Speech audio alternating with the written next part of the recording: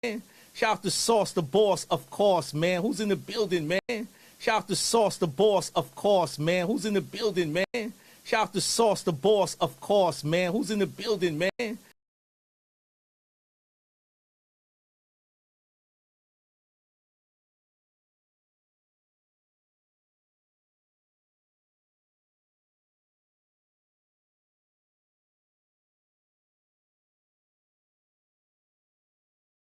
Shout out to Sauce the Boss, of course, man. Who's in the building, man? Shout out to Sauce the Boss, of course, man. Who's in the building, man? Shout out to Sauce the Boss, of course, man. Who's in the building, man? Shout out to Sauce the about you, and it's no one else like you is what they're getting. Positive vibes only. Shout out to King Sauce Boss in the build about you, and it's no one else like you is what they're getting. Positive vibes only. Shout out to King Sauce Boss in the build about you, and it's no one else like you is what they're getting. Positive vibes only. Shout out to King Sauce Boss in the build about you, and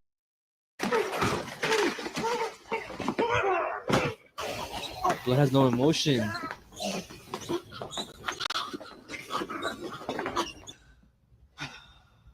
Fuck. That's why. This case is extremely disturbing, so please be warned before watching.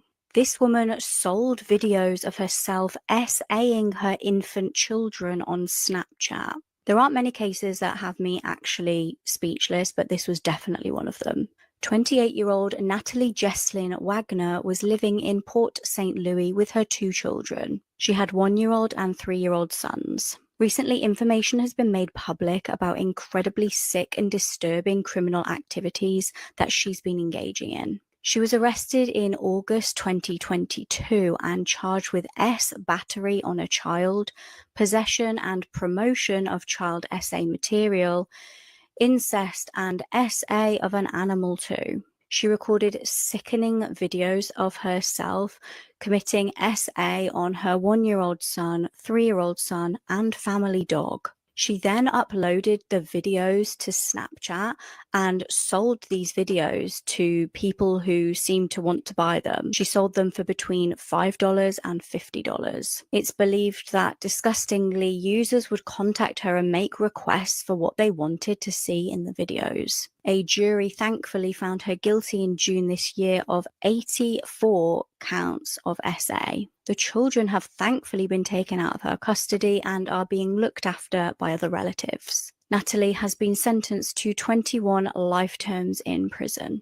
This one's going to be kind of gruesome, so definitely for this. The main focus of the story, which is Travis the chimp. Travis basically got mad famous because of how smart he was. He could dress himself. He could brush his own teeth. He knew how to drive cars. What the people would even say, like, oh, he listens more than a toddler. Really? On February 16, 2009, 911 got a call from a lady in distress, Sandra Harold, and you could hear in the background monkey noises. Oh my gosh. Hi, friend! What's the problem with your friend? I need to know. The police with a gun! With a gun! He hit your face off! Her friend Charla Nash was over, and Travis was acting a little off, and Sandra actually said that she had laced some tea that she gave Travis with Xanax. Also, Charla Nash that day had a different hairstyle. She also came in a different car. Charla Nash was over there to try to help get him back in the house and lure him in with his favorite toy. So she had it like on her face, and that's when he basically like lashed out, fucking rushed at her. He ended up taking her eyes out, her lips, most of her upper face, took off her ears. She had no hands. Wait, and what?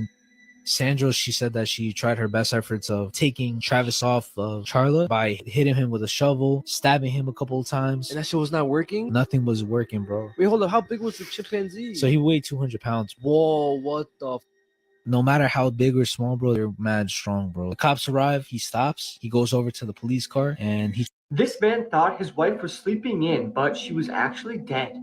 This is Timothy Birmingham, and he posted a video titled, "She's Still Sleeping." Timothy recorded his partner Penny, who he believed was still asleep. However, it turned out Penny had passed away during the night. The video captures the heartbreaking moment when Timothy realizes the truth. And despite criticism, he chose to leave the video up as a tribute to Penny. You can watch the full video on YouTube, but what I'm about to show you is a small snippet of it. It's just heartbreaking because you know she's dead at this point, but Timothy has no idea and he thinks she's just sleeping in. It is me, Timothy. She's still sleeping. sleeping at past 12 o'clock in the afternoon, everyone. That is a rarity for Penny to do, is sleep in. But yeah, she's sleeping away. Wow, can't believe it. Can't believe it. Amazing, she's sleeping in. Not used to seeing her sleep in. Usually she's up and being on her computer or doing something, but she must be tired. Must be tired. So how's everyone doing out there on this wonderful Tuesday? Teenagers got harassed and cyberbullied for over a year, and you will never guess who the culprit was. In December 2021, something disturbing was reported at Beale City School in Michigan. A female student and her then boyfriend reported that they were being relentlessly harassed online by an anonymous individual. The victims informed the school officials, who obviously take this thing very, very seriously. Now, the female victim actually had a parent who worked at the school. Her mum, Kendra, was a basketball coach. She also got involved and tried to help suss out who the mystery bully was. Now, they initially thought it was coming from another student, just due to the kind of slang that was used in the text messages. However, the school officials came up with dead ends, and they just weren't able to crack the case due to the messages coming from a device and not on school grounds. In January 2022, the case was escalated to the police and then the FBI. There were over 300 messages that the individuals had been bombarded with. The FBI were concerned that this was possibly a disturbed and potentially dangerous individual. Now, what was really concerning was the source of the location of the messages seemed to always be very close to where the individuals were. It was almost like they were being stalked. Now, the mystery stalker was actually using a VPN to hide their IP address, as they obviously didn't want to be caught. However, the FBI luckily do have ways around this. They were able to track the IP address as belonging to Kendra Lakari, the female's own mother. She was finally arrested after over a year of harassing her own daughter and her daughter's boyfriend. She was charged with stalking a minor, using a computer to commit a crime, and also obstruction of justice. It was revealed later that she'd actually even tried to frame another student for doing this. She made a full confession but never revealed her motive. She was sentenced to 19 months to 5 years in prison and is up for parole this November. This is the fire video, one of the worst ISIS videos ever explained. As you play the video, ISIS propaganda music can be heard and you get a close-up of an ISIS soldier. He then pulls out some sort of electronic device and it looks like a walkie-talkie or remote. He then presses a button on the device and the video transitions to showing two Turkish soldiers who are standing up, but they have chains around them so they can't run away. As the ISIS member presses the button on the remote, it causes a fire to ignite behind the victims.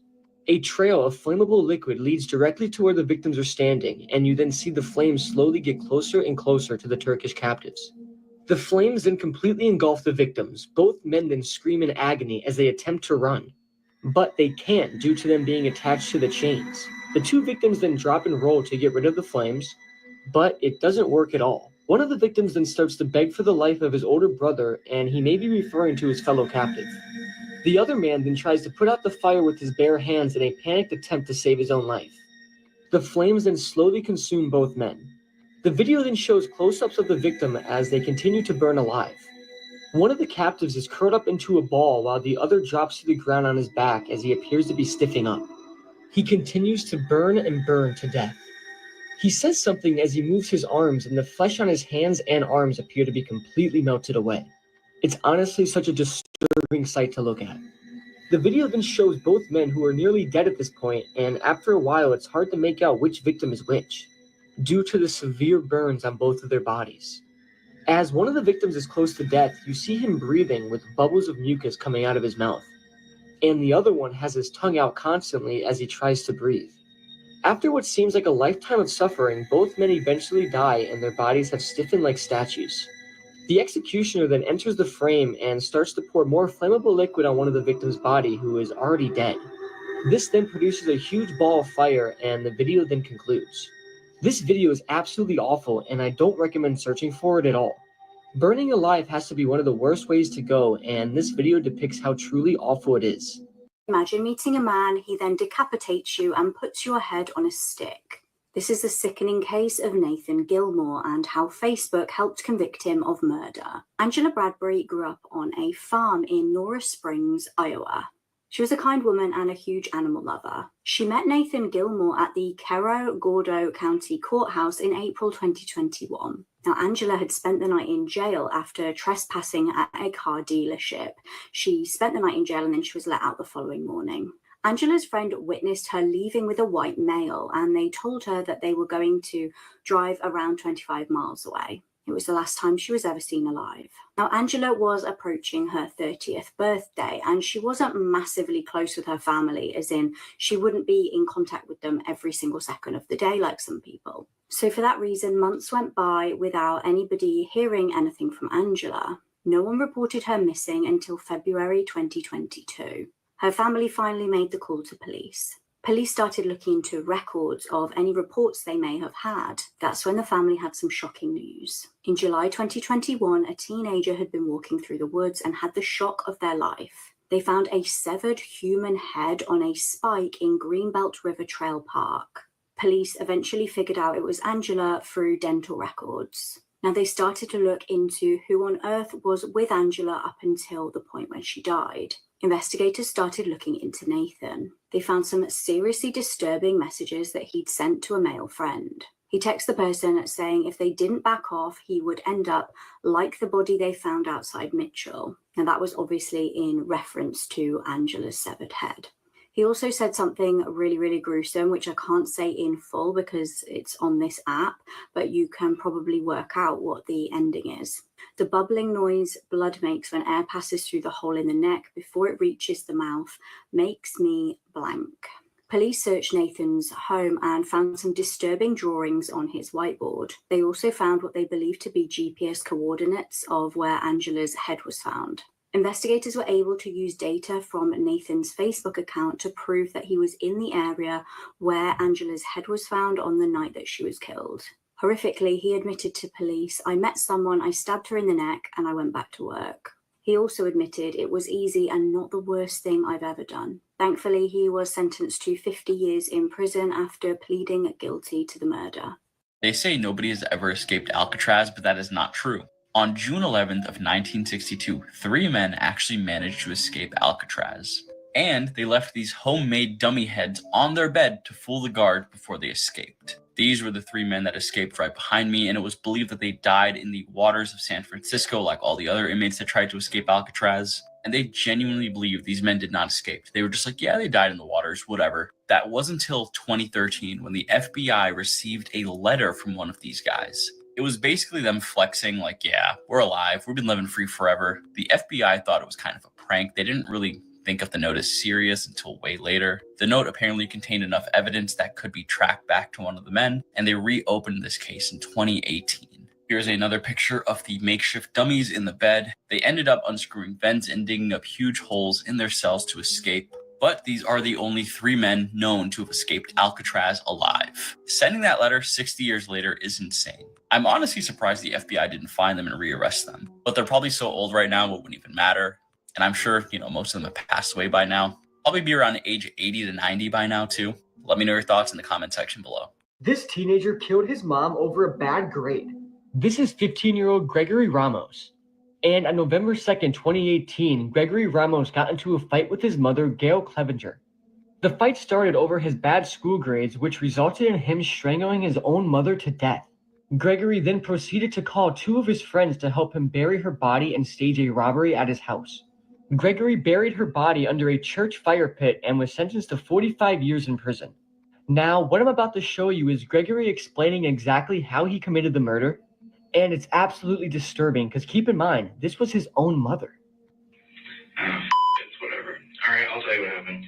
Alright, so I got home, I got in an argument with my mom. She slapped me across the face. She began to hit me. She started beating me. I didn't like it, so I strangled her to death. Alright? I put her in a wheelbarrow. I put her in my car. I took the car. I had a mental breakdown where I almost committed suicide 3 times. I drove around Daytona. I dropped the wheelbarrow in some random ass location. and I drove back to the church. I began to dig a hole. I dig a hole right under the fucking fire pit. I dug a pretty deep hole, pretty deep. Deep enough to put a bit of body in. All right. All this time, my mom was decomposing body. I dragged it from my car to the fire pit. In which case, I tried to cut the wedding ring off her finger because I wanted to pawn it, but I couldn't because I didn't have a knife strong enough to cut bones. Oh well, whatever. Anyways, so I dug that hole, threw her body in there, filled it back in, made it look all nice and natural, dumped my clothes, and then I went home. This pedophile journalist once appeared in BuzzFeed talking about his relationship with children. This is Slade Somer. He's the former editor-in-chief of the news website The Recount. And in late 2023, he was charged with possessing and distributing hundreds of CP images and videos. But Slade went viral in 2018 after BuzzFeed shared some of his tweets and wrote an article about his discussion with fourth graders. Here's a screenshot of the article, which BuzzFeed eventually removed, where they said people are touched by this writer's conversation with a bunch of fourth graders. Here's one of Slade's tweets where he's talking about discussing things with children. Here's another one of his tweets. And basically BuzzFeed turned this whole thing into a cute piece about this man having an innocent conversation with children. Little did they know that the man they were talking about was a literal demon who was in possession of and distributing hundreds of CP images and videos. This man was connected to a vast network of other pedophiles. And I think it's disturbing how the subhead of this article reads, "Kids are books filled with blank pages." The full article and all of this guy's tweets about what he said to these kids is just disturbing looking back at it. But according to court documents, when authorities searched Slade's phone, they found disturbing video clips of boys as young as 3 years of age being assaulted and forced to do things by adults. It's also been reported in a bunch of news outlets. I can't get actual factual information on this, but it's been stated many times online that Slade was an anti-Pizzagate guy who was campaigning virtually online and in person, telling people how it's all just BS. I'm not saying any sort of belief about that stuff, but it is an interesting side note in this story that he would go on to later be found guilty of possessing and disseminating CP videos and photos. I actually just produced a documentary about one of America's largest CP rings, where we actively worked to expose it and raise awareness of it. So if you want to watch this, if you want to help me raise awareness, the video is on YouTube now. Just search that name, or you can go to my channel, scroll down, and it's the most recent video I've posted. These discussions are very important to me, and this awareness is important to me to raise. So I'm trying to use my platforms for some sort of good. But yeah, YouTube demonetized my video immediately. So by going on there and watching it, it will show YouTube that it should recommend it. And if we can get a lot of people to watch this, hopefully it'll be recommended so we can expose these creeps for who they really are. Adoptive mother accused of fatally starving and neglecting her two missing children and then burning their remains. 3-year-old Avante Devon from Fayetteville, North Carolina. In 2023, sheriff did a wellness check on her home. She adopted 5 kids, and 3 of them were in appalling condition, according to them. Kids were kept in tiny little rooms and given barely any food, and the way they could earn the food, they would write hundreds of paragraphs on apologizing for misbehaving. This is like Professor Umbridge in real life. The children said she hadn't seen her brother Blake. Said this, apparently she starved Blake Devon to death, and then she had one of the other kids help chop him up and burn. Mind you, 3 out of the 5 adopted kids were related, and then 2 of the girls were unrelated. But I believe Blake was somebody's related brother in this case. There was another child that died, London Devon. He was 27 years old. He was mentally incapacitated and handicapped. He couldn't really do much, but they believe he suffered the same fate in 2019 via starvation, dismemberment, and then getting burned. She was arrested for first-degree murder, child concealment of evidence, and 1 count of kidnapping. I think this will definitely be a life sentence. Let me know your thoughts in the comment section below. And as always, these videos are for informational purposes only. If the world ends, this is what you will see. Okay, so this is Ted Turner, who is the founder of CNN. And he has a doomsday video ready to air on live TV in case the world ends. This is what he said. We won't be signing off if the world ends. We will be on and covering the end of the world. And when the time comes, we will cover it and play Nearer My God to Thee and sign off. Before I play the video, just imagine you're watching it and the world is completely crumbling around you. Because if the world's ending, this is definitely a pretty creepy video to be watching.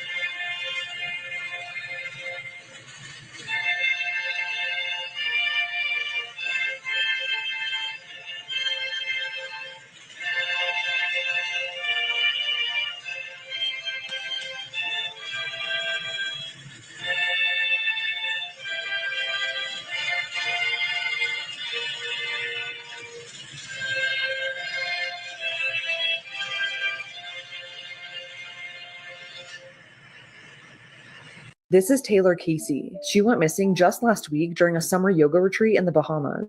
More people should be talking about this. So Taylor's from Chicago and she's been a yoga practitioner for 15 years. Taylor joined the Sivananda Ashram Yoga Retreat, which hosted the trip on Paradise Island in the Bahamas. The retreat hosts dozens of programs and vacations throughout the year. Taylor loves yoga and was actually participating in the ashram certification program. And she was so excited to go on this retreat to fulfill a long-term goal of deepening her practice. While on the retreat, Taylor kept in good contact with her friends and family like usual, and she said she was so excited to tell them all about her trip once she got back.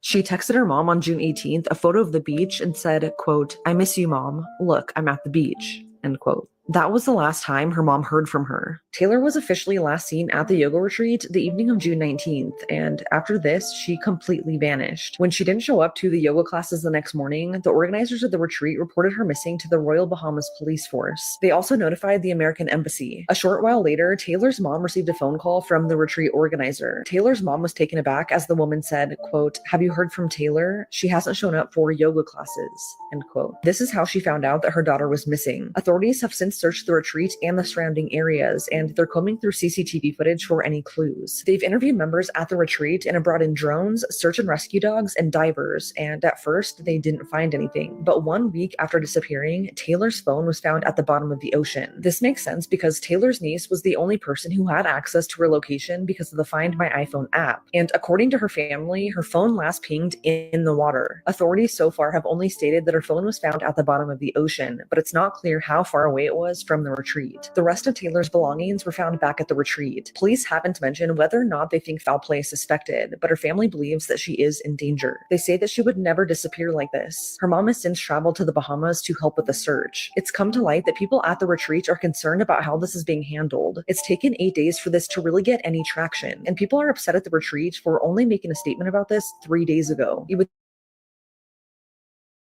think that something would have been said the day she went missing to get as many eyes on this case as possible. A lot of people have also pointed out how similar Taylor's case is to Nancy Ings, who also disappeared during a yoga retreat in Guatemala last October. There are a lot of similarities in these two cases, and Nancy is still missing. It's now been over a week with no sign of Taylor. If you have any information about this case, please contact the number on the screen. Hammer coined the phrase, "You can't make this stuff up," might have known the story of real-life boogeyman, Albert Fish. A slight, elderly man with grey hair, no one suspected the kindly single father of being sadistic child murderer and cannibal.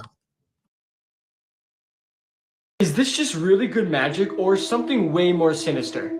Okay, so the video I'm about to show you might be the best magic trick ever, or something way more sinister. This man apparently has the abilities to control shadows. Just watch this magic trick and let's talk about it after. Do you see the shadow? The shadow of your hands, of my hands, can you see the shadow? Okay, when I say 1, 2, 3, take your hands away. 1, 2, 3.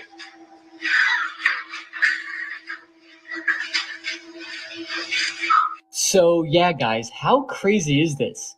This man is either the best magician on the planet or has some sort of voodoo spells. I don't know how I would react if somebody did this to me, and I really never want to find out. This isn't altered or edited at all, so how in the world did he do this? Here's the video one more time, so let me know your thoughts on this in the comments. Can you see the shadow? The shadow of your hands, of my hands, can you see the shadow?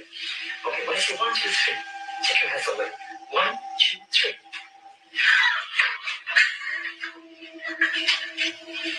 I took someone's life because I was obsessed with true crime stories. My name is Young Yu Jung, and I'm a 23-year-old Korean woman. Like many people, I'm passionate about true crime and horror films, but one day I decided to take action. I became obsessed with the idea of killing someone. I began to devise a plan to find the perfect victim. So I signed up to a tutoring app pretending to be my mother. I scanned over 50 profiles on the app to find a young woman of 26 who taught English. She lived alone and tutored from home, which unfortunately made her the perfect victim for me. I dressed up as a student and went to her house after we agreed to meet. As soon as I entered her house, I stabbed her over 100 times until she died. Afterwards, I stuffed her body into suitcases and threw them into a river. I thought I'd committed the perfect crime, but it wasn't so. I was recorded by the security cameras with traces of blood entering and leaving her house on several occasions. What's more, the cab driver noticed these bloodstains, and after dropping me off, he contacted the police. Thanks to this, they managed to catch me. I'm currently in prison, and my case will be reviewed in 20 years. Do you think I deserve another chance?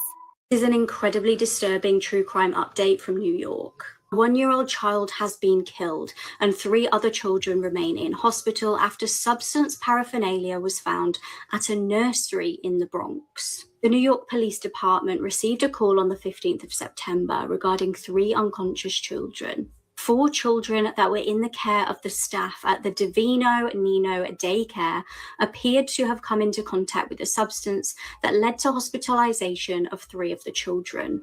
We know that disturbingly 1 child was dead on arrival, and the cause of death is believed to be a direct result of the interaction with the substance. Police stated all 3 children were unresponsive and demonstrating symptoms of O exposure. A life-saving substance was administered to all 3 of these children in an attempt to save their lives. The children in hospital are thought to be an 8-month-old girl, a 1-year-old boy, and a 2-year-old boy. Following the 911 call, the police inspected the nursery. Disturbingly, they found a kilo press. Now, if you aren't aware, this is an item that is commonly used by substance dealers when packing large quantities of substances. This man stabbed his mum to death over Avril Lavigne tickets. In March 2008, 39-year-old Robert Lyons was living in Chicago. He'd been living with his mother for about a year, 61-year-old Linda Bolek. The pair had apparently not been getting on very well at all and had several arguments in the lead up to the fateful day. On the 14th of March, Robert saw that there were tickets going for an Avril Lavigne concert.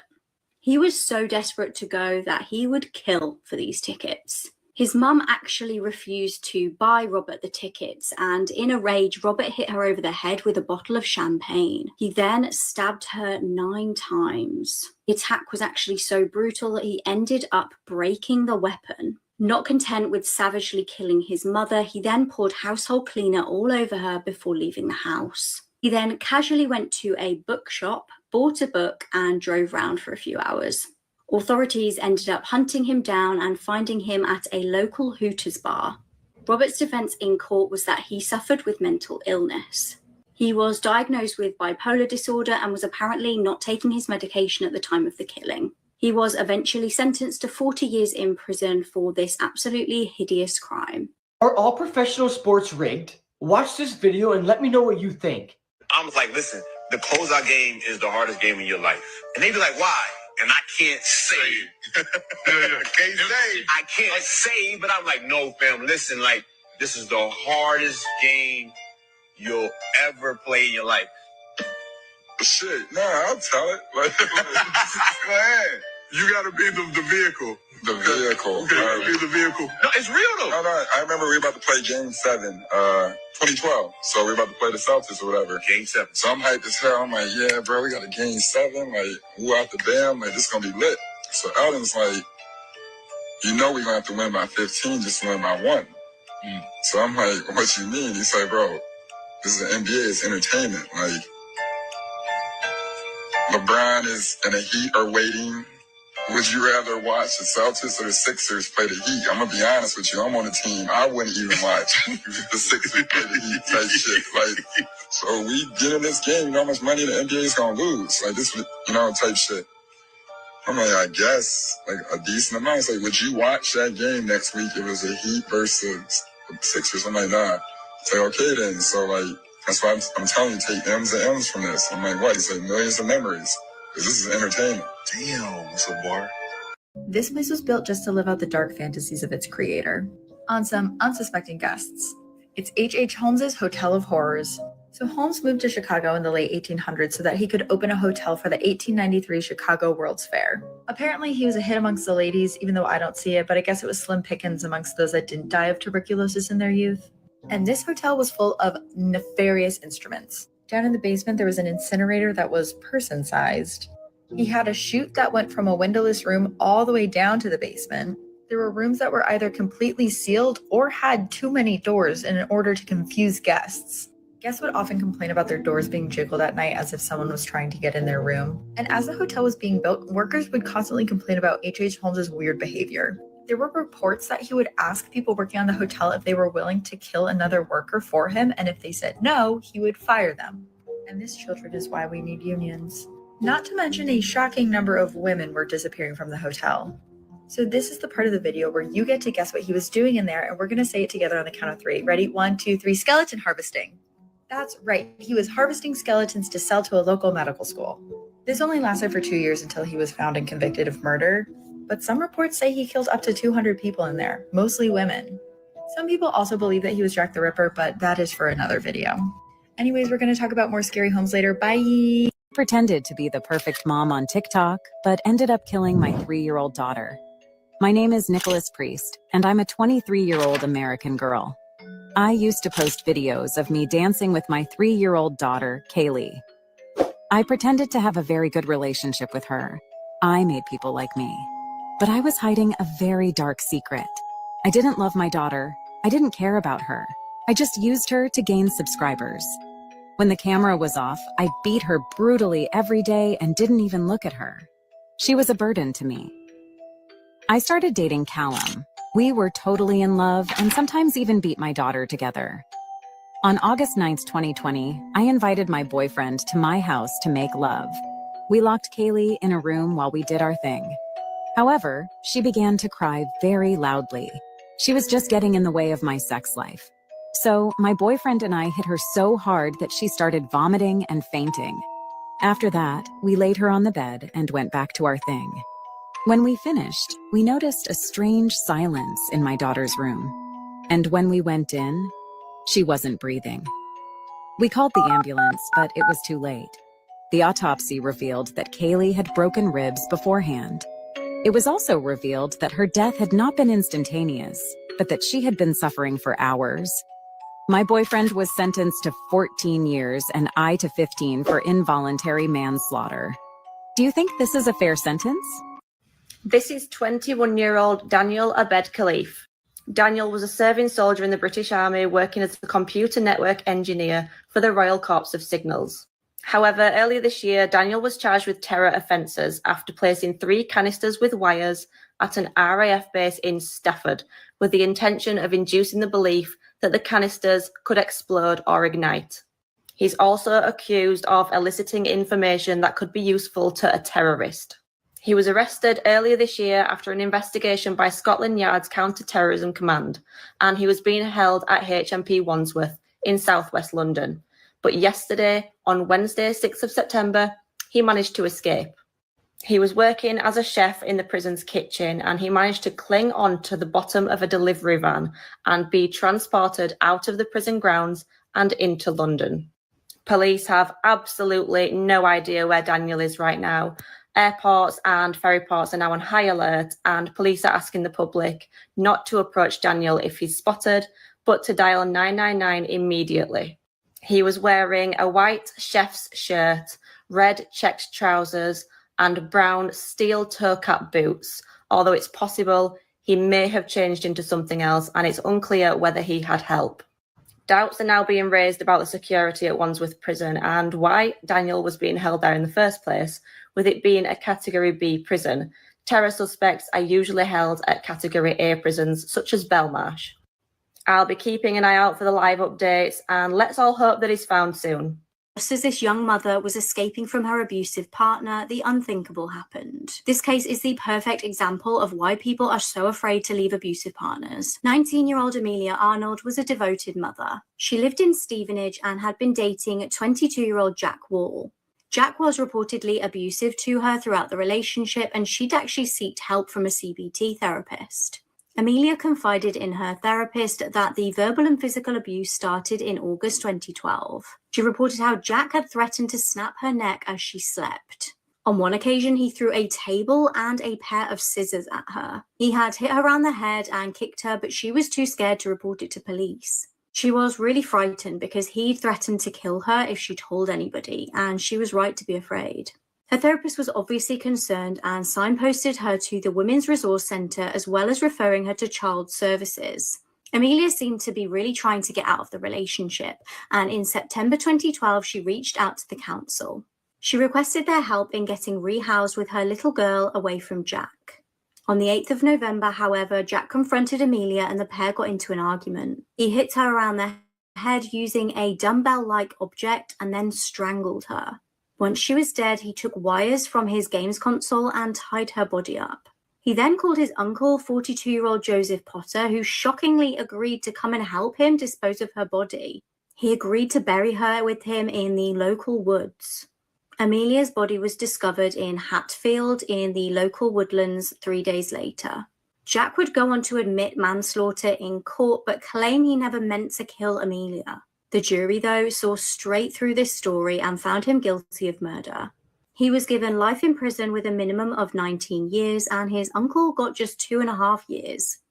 When this girl vanished, it would be a decade before a random member of the public solved the mystery. It was September 2010, and Paige Johnson was just 17 years old. Paige was from Florence in Kentucky and had a 2-year-old daughter. For that reason, it was very out of character when she suddenly vanished. She was last seen on the 23rd of September driving round Covington. She had been with 22-year-old Jacob Bumpass. The last time Paige's family had seen her was actually the night of the 22nd. She'd asked her mum if she could go to her sister's apartment in Covington. Jacob claimed that he had dropped her off around 1 a.m. that morning, not far from her sister's apartment. Initial searches were unsuccessful and there was no sign of Paige. It was like she'd vanished into thin air. Her case went cold and her family was understandably confused and heartbroken. Rumours were rife in the area about what may have happened to Paige, and many pointed the finger at Jacob. He was rumoured to have been very uncooperative with police. However, it would be a whole decade before there was any news. On March the 22nd, 2020, a member of the public from Williamsburg was out hunting for deer antlers. Horrifically, he came across a human skull. His wife called police to report the finding, and police headed over to inspect the scene. There, they also discovered a rib bone. Sadly, the remains were confirmed to be Paige. In July that same year, Jacob was finally arrested. He was charged with abuse of a corpse and tampering with evidence. Frustratingly, though, police didn't have enough evidence to charge him with homicide. Due to the state of the decomposition, there was no evidence of trauma and obviously just the small remains of a skeleton. That meant there was also no way to do any toxicology tests.